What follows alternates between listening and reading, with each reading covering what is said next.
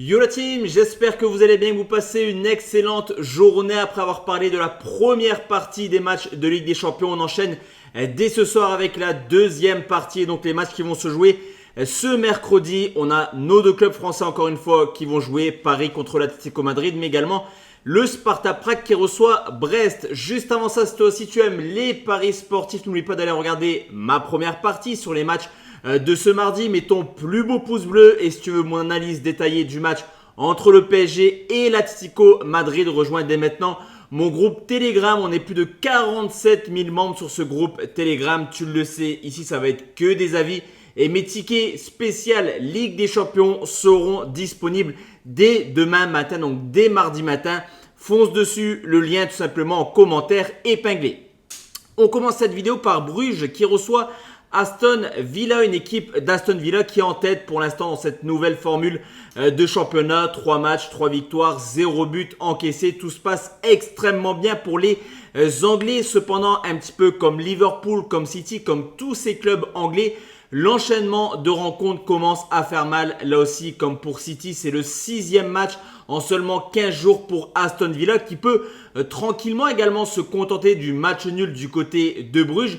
Une équipe de Bruges loin d'être ridicule dans cette Ligue des Champions, que ce soit contre le Milan AC ou Dortmund. Bruges a quand même fait jeu égal pendant une grande partie de la rencontre.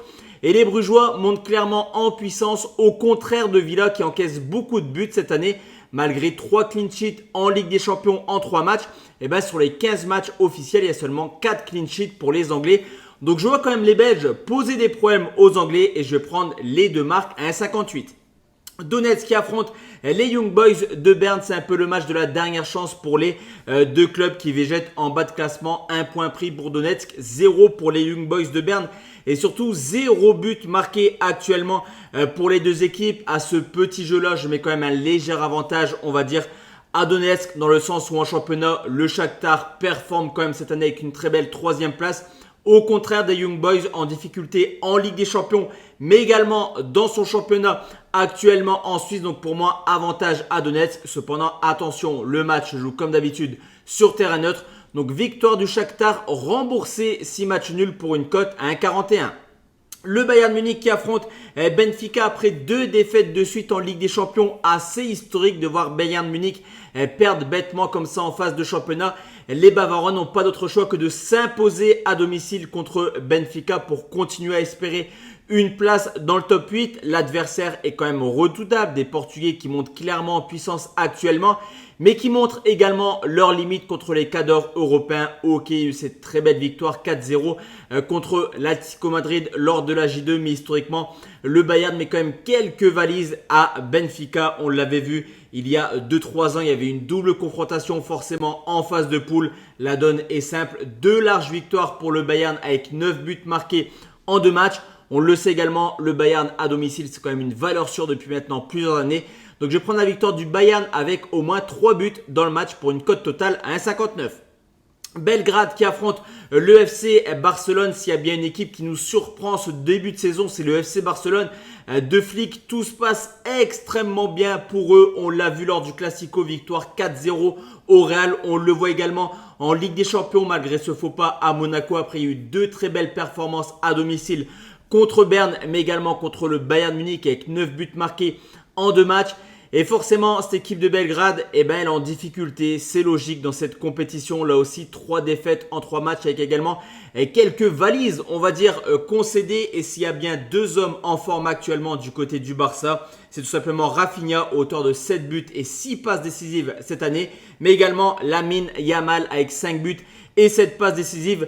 Un des 2 joueurs marquera. Pour moi, c'est quasiment sûr. Et je vais prendre la double chance Yamal ou Rafinha côté à 1,41.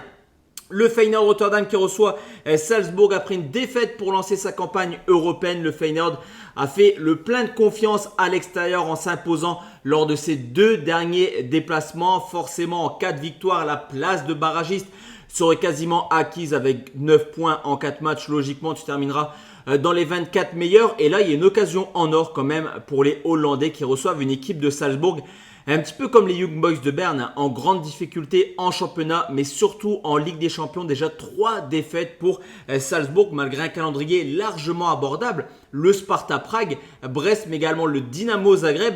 Avec un peu plus d'expérience, on va dire Salzbourg aurait très bien pu faire un 9 sur 9. Pour moi, le Feyenoord à domicile, c'est une valeur sûre et je vais les prendre côté à 1,49. L'Inter de Milan qui reçoit Arsenal, les deux clubs qui ont vécu un week-end totalement différent. L'Inter s'est imposé 1-0 à domicile contre Venezia et a profité de la défaite du Napoli contre l'Atalanta pour revenir à quelques points de Naples. Pour Arsenal, le titre est quasiment perdu après la défaite du côté de Newcastle. Les Gunners comptent déjà 7 points de retard sur Liverpool et 5 sur Manchester City. On l'avait vu également l'an passé, cette équipe d'Arsenal n'est pas forcément très à l'aise à l'extérieur. Une seule victoire en 5 déplacements. Le premier déplacement en Ligue des Champions s'est conclu par un nul 0-0 contre l'Atalanta Bergame, mais avec énormément de souffrance. Au contraire de l'Inter qui reste une valeur sûre à domicile. Cependant, les deux clubs n'ont toujours pas encaissé le moindre but. C'est pour ça qu'on va sécuriser également notre avis avec une victoire de l'Inter remboursée 6 matchs nuls à 1,66. Comme je te l'ai dit, PSG Atlético Madrid en exclusivité sur mon groupe Telegram, donc n'hésite pas à nous rejoindre. Le lien est tout simplement en commentaire épinglé. On enchaîne avec les deux dernières rencontres, le Sparta Prague qui reçoit le Stade Brestois. Est-ce que Brest peut enchaîner une 4e rencontre de suite sans défaite en Ligue des Champions? Là aussi, ce serait complètement fou. Quoi qu'il arrive, la campagne européenne de Brest, elle est réussie avec 7 points. Ça reste une immense performance, même s'ils sont amenés à tout perdre. 7 points, personne n'aurait cru voir les Brestois si haut à ce stade de la compétition. Et en cas de victoire, Brest serait quasiment sûr de terminer dans les 24 premiers. Cependant, on se calme un petit peu. Le Sparta Prague, c'est une valeur sûre à domicile. On l'a vu l'an passé en Coupe d'Europe. Une seule défaite contre Liverpool. Actuellement, tout se passe bien pour eux également. En Coupe d'Europe, c'est un club qui est passé par les barrages. Il y a déjà eu 4 matchs de Ligue des Champions. 3 victoires pour seulement un petit match nul. Est-ce que la marche n'est justement pas assez haute pour Brest qui pourrait prendre ce match à la légère? Perso, je pense quand même que les hommes d'Eric Roy joueront encore une fois libérés et pourraient réaliser un exploit. Mais on va quand même rester lucide et au mieux, je pense que Brest viendra chercher le point du match nul. Je vais prendre Prague au nul et plus d'1,5 but côté à 1,80. Et enfin, la dernière rencontre, c'est Stuttgart qui reçoit l'Atalanta de Bergame. Deux équipes qui ont fait une très très belle impression ce week-end. En tout cas, 2 belles performances. Stuttgart est parti chercher le point du match nul du côté de Leverkusen. De son côté, l'Atalanta Bergame a martyrisé, on va dire, pardon, j'en perds mes mots, a complètement battu cette équipe de Naples sur le score de 3 buts à 0.